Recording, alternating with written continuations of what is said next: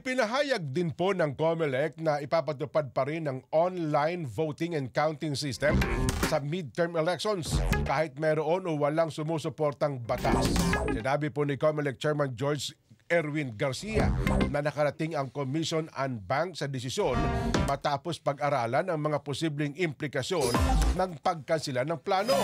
Inaprubahan po ng COMELEC and Bank ang paggamit ng internet bilang alternatibong paraan ng pagboto sa mga overseas Filipino workers noong nakarang taon. Ayon po kay COMELEC spokesperson John Rex Laudianco, batay sa umiiral na batas, maliwanag, alam ng Kongreso ang kadalubhasaan at kaalaman ng komisyon sa naturang usapin. Idinitali po ni Garcia na gumasos ang COMELEC ng mahigit 400 milyong piso para po sa overseas voting noong May 9, 2022. Pero 39% lang po ang turnout, napakababa ng mga botante na mas mababa pa sa mga nakaraang halalan.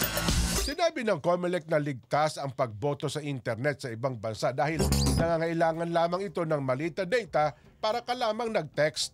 Ayun!